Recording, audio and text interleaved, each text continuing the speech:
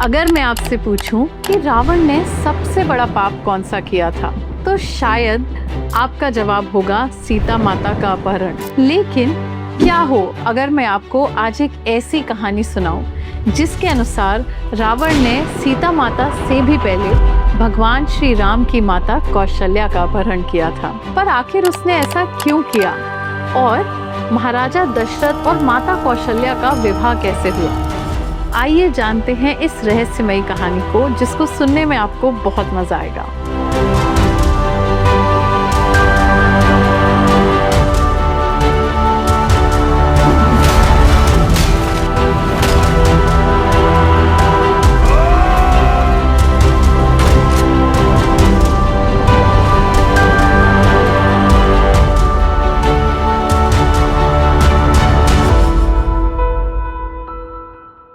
ये कहानी है रावण की, जिसने पूरी कोशिश की मृत्यु को टालने की, लेकिन वो कहते हैं ना, होई सोई जो राम रची राखा।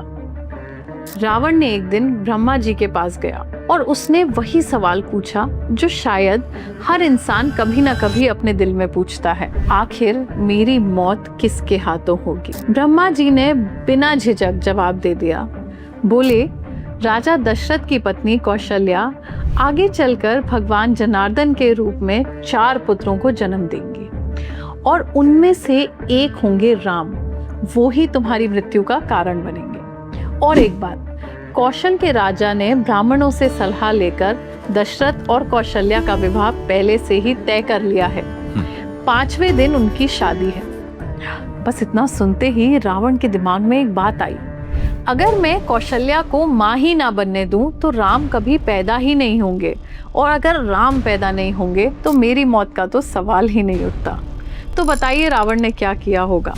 बहुत सारी राक्षसियों को लेकर सीधा अयोध्या पर चढ़ाई कर दी। घमासान युद्ध हुआ सरयू के किनारे। रावण ने राजा दशरथ को हरा दिया और एक लात मारकर उनकी नाव तोड़ दी। सरयू नदी के बीच में ज्यादातर लोग उसी जल में डूब गए, लेकिन दशरथ और उनके मंत्री सुमंत्र नाव के टूटे हुए टुकड़ों पर बैठकर किसी तरह बच गए। बहते बहते धारा के सहारे वो गंगा नदी तक पहुंचे और वहां से आगे समुद्र में जा मिले। इधर रावण सीधा कौशल नगर पहुंचा। वहां के राजा से भी भयंकर युद्ध किया और उसे भी हरा दिया। फिर उसने कौशल्या का हरण कर लिया और खुशी खुशी अपने विमान में बैठकर आसमान के रास्ते उड़ गया। एक पल के लिए रुककर सोचिए, रावण को लग रहा था उसने अपनी किस्मत बदल दी है। यहाँ राजा दशरथ को हरा दिया, वहाँ कौशल्या का अपहरण कर लिया। पर लेकिन कहानी तो अभी शुरू हुई थी। रास्ते में उसने समुद्र में एक तिमिंगिल मछली देखी और रावण के दिमाग में एक शंका आई, ये सब देवता मेरे दुश्मन हैं, कहीं रूप बदलकर ये कौशल्या को मुझसे चुरा कर ले गए तो उसने सोचा इससे कहीं सुरक्षित जगह रखना होगा। और सबसे सुरक्षित जगह उसे बताओ कौन सी लगी होगी? उसी तिमिंगल मछली के पास। उसने कौशल्या को एक पिटारी में बंद किया और वो पिटारी उस मछली को सौंप दी जैसे कोई अमानत रखी हो, और खुद आगे अपने रास्ते निकल गया। अब वो मछली उस पिटारी को अपने मुंह में लेकर समुद्र में घूमने लगी। पर अचानक उस मछली को सामने अपना दुश्मन दिख गया। उसने तुरंत युद्ध करने का फैसला कर लिया, लेकिन लड़ाई से पहले उस पिटारी को एक द्वीप के छोटे से आइलैंड पर रख दिया और खुद युद्ध करने चली गई। और ठीक उसी वक्त उसी द्वीप के किनारे एक और चीज आ लगी, वही नाव का टुकड़ा जिस पर राजा दशरथ और सुमंत्र बैठे हुए थे। जरा सोचिए, एक राजा जो अपनी पत्नी को खो चुका था, जो खुद मरते मरते बचा था, वही उसी जगह आ जाता है, उसी द्वीप पर जहां उसकी पत्नी एक पिटारी में बंद पड़ी है। उसकी नज़र उस पिटारी पर पड़ जाती है और वो खोलकर देखते हैं और अंदर कौशल्या। कितना बड़ा आश्चर्य हुआ होगा उन्हें।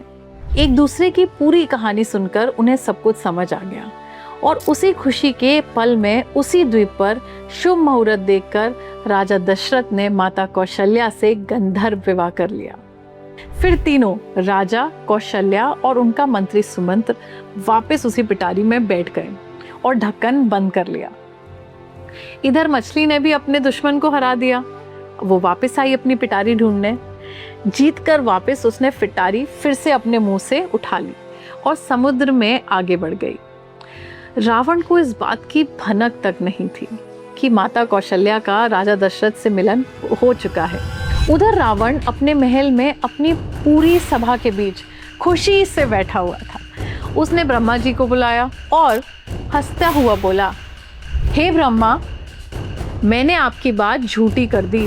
दशरथ को तो मैंने पानी में डुबो दिया और कौशल्या को मैंने छुपा दिया। पूरी सभा ने ये सुन लिया और ब्रह्मा जी ने तेज आवाज में साफ शब्दों में सिर्फ इतना कहा, ओम पुण्यहम। रावण चौंका और उसने पूछा, ये आपने क्या कहा? ब्रह्मा जी ने मुस्कुराकर जवाब दिया, अरे राजा दशरथ का विवाह तो हो गया। रावण को ये बात झूठी लगी। उसने सोचा ब्रह्मा का झूठ पकड़ना है तो सबके सामने पकड़ना है।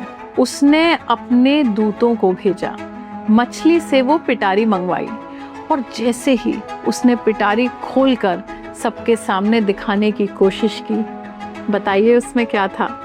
सुमंत्र के साथ राजा दशरथ और माता कौशल्या दोनों साथ बैठे थे। पहले तो रावण खुद बहुत चौंक गया, फिर उसे गुस्सा आया और उस गुस्से में उसने उन्हें मारने के लिए तलवार निकाल ली। तभी ब्रह्मा जी ने उसे रोका और बोला, अरे दशानन, ये क्या करता है? इस समय ऐसा साहस मत कर। देख, तूने सिर्फ कौशल्या को इस पिटारी में रखा था, लेकिन अब ये 1 से 3 हो गए हैं और वैसे ही इन तीनों से आगे जाकर करोड़ों हो जाएंगे। राम भी आज ही जन्म लेने वाले हैं और तू मरने वाला है। तो जब तेरी आयु अभी बाकी है, तू क्यों व्यर्थ में मरना चाहता है? ये साहस छोड़ दे, जो होना है वही होगा। अभी तू कुछ मत कर। इन दोनों को दूध के साथ सही स्थान तक भेज दे और सुख से रह। मेरी बात कभी झूठी नहीं होती, इस बात का निश्चय रख।